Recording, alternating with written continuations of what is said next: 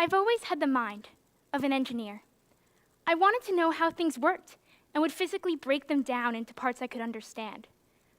My parents quickly realized it was to their benefit that I preferred tools to dolls. They handed me the hammer and the wrench and the snow shovel and got used to the idea of having an engineer around the house. Amid pieces of me breaking apart their lamps and remote controls and even toilet bowls, my parents made this decision to encourage me. They told me I had the power to become anything I wanted to be. I'm here today because I need to see more girls accessing this power. According to the National Girls Collaborative Project, males are 6 times more likely to have taken an engineering course. Only 18% of the bachelor degrees in engineering are awarded to women annually, and just 13% of the engineering workforce is female. It's a trend we're all aware of. Women are historically and statistically underrepresented in the STEM, science, technology, engineering, and mathematics fields. So although I should be excited by the number of eligible bachelors in my engineering classes, what I'm seriously lacking is some girl power. America needs to step up its game in this generation if we intend to remain an innovative forefront in the increasingly competitive. Who comes to mind when you think of a great scientist? Einstein, Darwin, Galileo, Isaac Newton. These male mentors with their funny hair are not who I see when I look in the mirror. Because of the low numbers of women in STEM fields, the cycle continues, where girls simply believe science is not for them. Girls need to see examples, over and over again, of people they can actually relate to succeeding in STEM. Thinking about this issue inspired me to develop the concept of a 3-generational line. My idea is a pipeline that introduces girls to a STEM concept and carries them through a line of mentorship towards careers. This idea needs to be talked about. It's on the Global Mindset, and I presented it as a panelist at the Global Women's Initiative Conference in Chicago last fall. This 3-generational model could be the key to obtaining and then retaining women in the STEM fields. It starts at the top, where professionals must make the decision to give back through mentoring. So the first step in this generational line is connecting college-age students with these professionals. For example, as a first-year student, I founded the American Society of Civil Engineers, ASCE, on Stony Brook campus. The purpose of a professional society like ASCE is for the younger members from any background to seek career guidance from those already established in the field. As president of ASCE Stony Brook, I bring in speakers as often as we can connect with female speakers who present about their educational journey.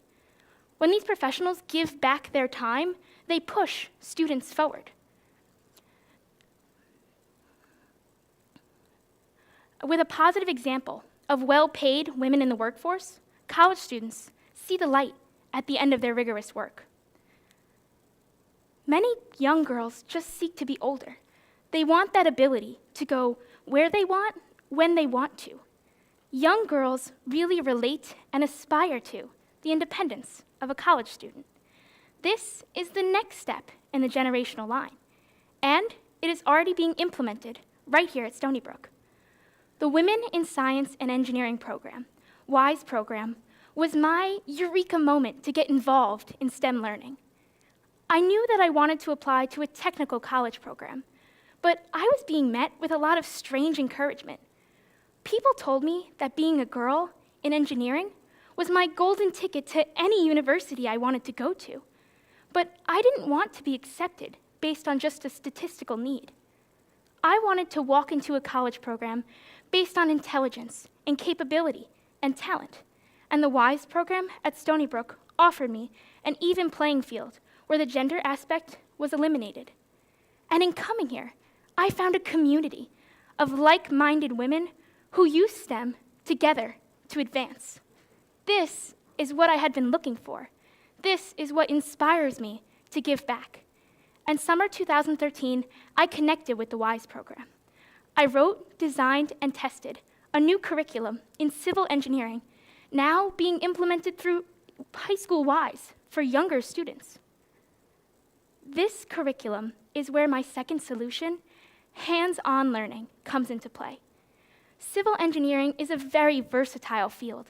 This umbrella term encompasses several types of engineering, including environmental, structural, and transportation. I fell in love with the idea of becoming a civil engineer because they are the agents of help that design the society around us. Everything, from the roads we drive on, to the homes we live in, to the tap we drink out of, is a product of civil engineering. I believe there's something exciting about civil for everyone. It's all around us.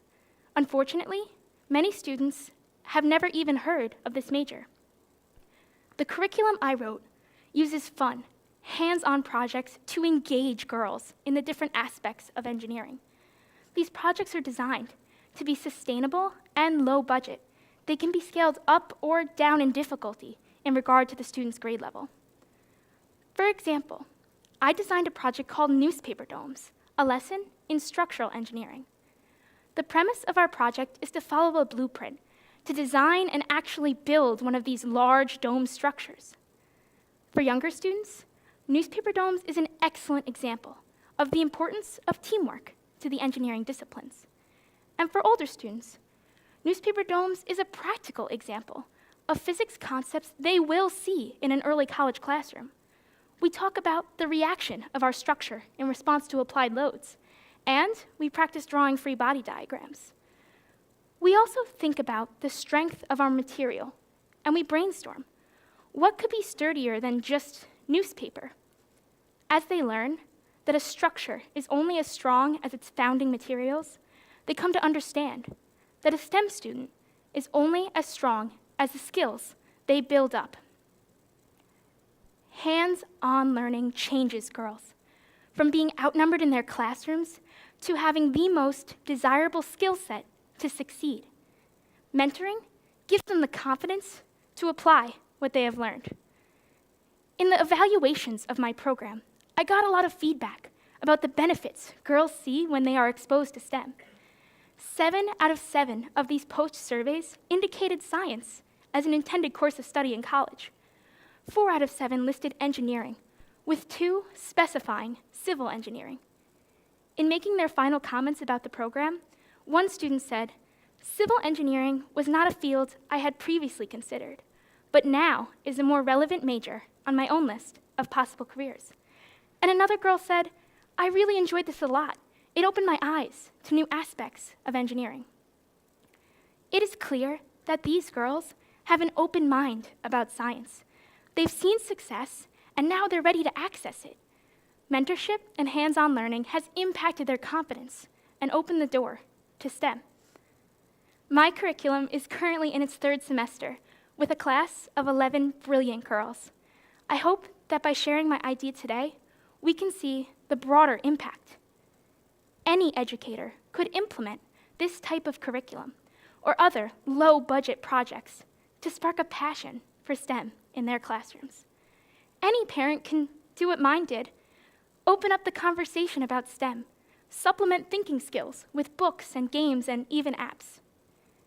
Any of you could empower a girl through just a compliment, and that is my challenge to you today.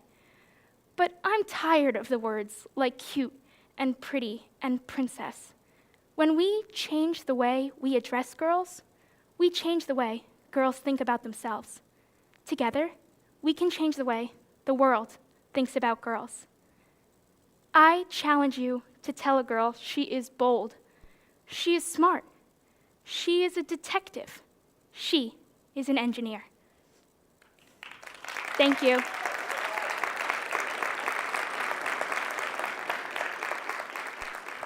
Thank you.